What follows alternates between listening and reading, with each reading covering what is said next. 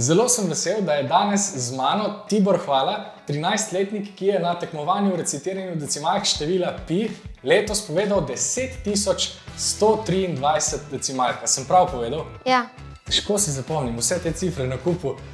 Tibor, hvala, da si prišel. Hvala za tvoj čas. Ja, ni problema. Najprej, pustiva številke ob strani. Ti si najbolj zaželjeno ime na mojih družbenih omrežjih zadnji mesec. Vsi me sprašujejo o tebi, zato me zanima, kdo sploh si, kaj počneš, hodiš na osnovno šolo Valentina Vodnika. Ja. Kaj pa počneš, ko se ne učiš decimalk? Berem, pripravljam se na druga tekmovanja, biologijo, kemijo, potem logika, kengurujček. Potem imam treninge, nogometne treninge, pa akrobatski rock'n'roll tudi treniram. Pa ne vem, tudi v prostem času tudi kaj TV gledam, YouTube. Kje pa človek med vsemi temi aktivnostmi najde čas ali pa idejo, jaz se bom pa prijavil na tekmovanje v recitiranju decimalk števila pi? Ja, v karanteni je veliko več časa. To je res? Ampak ja, v bistvu lansko leto sem izvedel, da imam na šoli tekmovanje iz števila pi in sem se zato pač probal jih čim več naučiti, ampak potem na žalost ni bilo tekmovanje izpeljano, ampak sem se jih vseeno 1000 naučil, ampak potem jih nisem ponavljal, tako da sem vse pozabil. Ne, so šle v nič. Ja. To je bilo lani, se pravi Ja. 2020. Ja, spomladi 2020. No, in potem sem se letos januarja začel učiti na novo in sem se jih naučil 10.123 in potem je bilo na srečo tekmovanje, kjer sem tudi povedal vse. Ne povedal vse, raztural si. Ja. Vse si pustil čist šokirane in presenečene. Kako pa si se odločil, povedal bom 10.103, predvidevam, da ti je uspelo povedati vse decimalke, Ja. glede na to, da je to taka lepa cifra.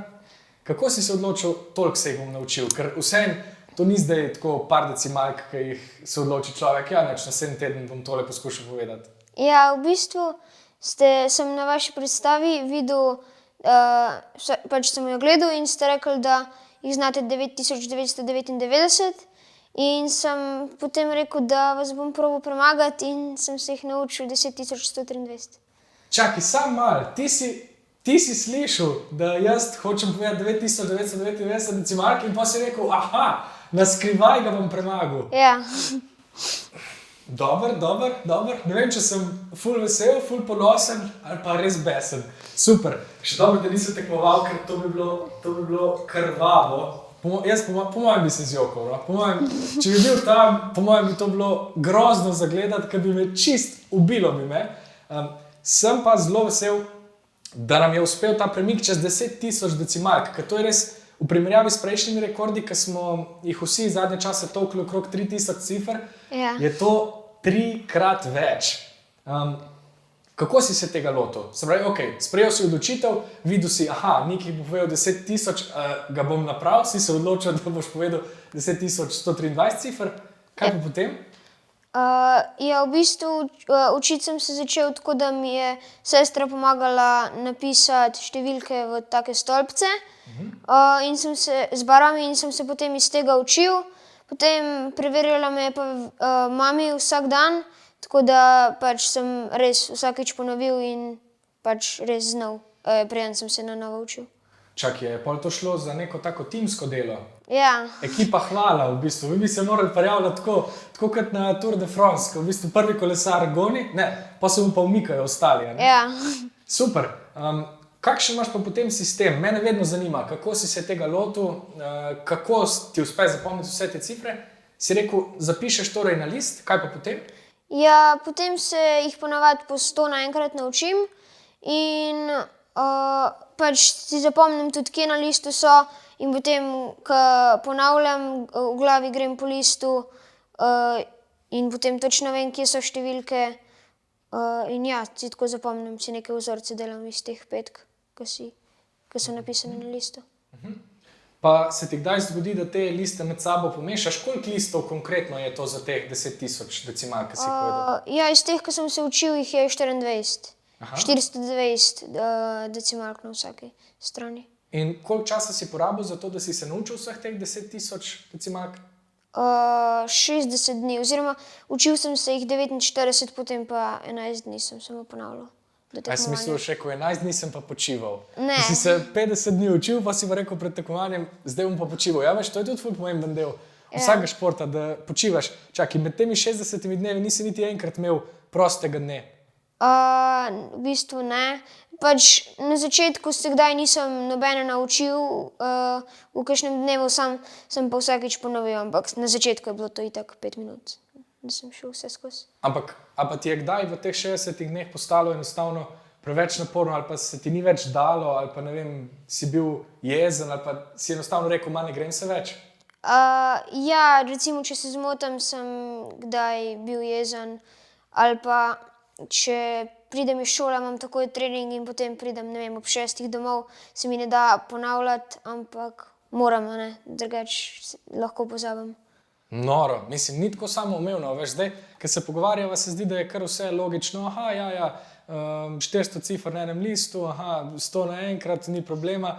Si pa predstavljam, da če kdo to posluša, pa tudi jaz, ki da zdaj poslušam, v bistvu, ko imava čisto drugačne pristope, mi to deluje noro, fascinantno. A si rekel, ti tak način učenja pride prav tudi kje drugje v šoli, a se na podoben način učiš, ali se čisto drugače učiš, recimo šolsko snov?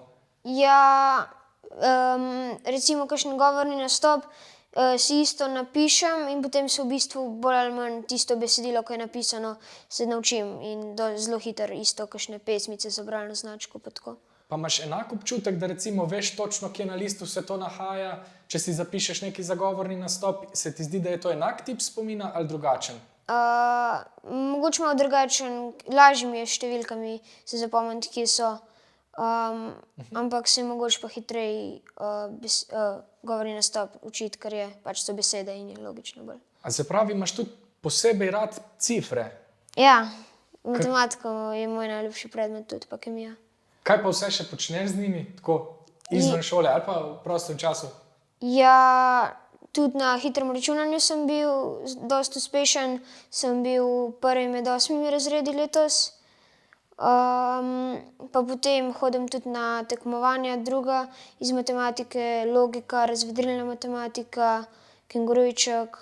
A te je kdaj strah, da ko govoriš teh 10.000 cifr, da boš po nesreči še nekaj izračunal vmes? Ne, ampak da mogoče kdaj, da bom tako prehiter govoril in potem sam vedno vem, kje se zmotam, ampak lahko bi tako 2 rekel že in potem bi šele spomnil, da sem se zmotil, a ne, ker potem je že prepozno na tekmovanju.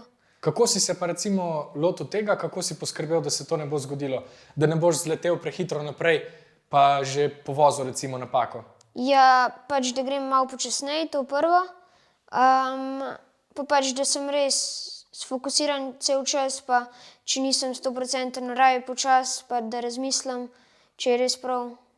Mislim, zdaj govoriš počasi, jaz sem pa videl in posnetek in videl sem napisano, koliko časa si govoril teh 10.000 cifr, pa vem, da je to bila praktično 1 ura, kar se mi zdi noro hiter tempo, to je tako, kot če bi recimo Ljubljanski maraton organizirali že 10 let in pa bi kar naenkrat prišel en človek in bi ga odlaufal 3-krat hitreje, kot vsi ostali, nobenem ne bi bilo nič jasno.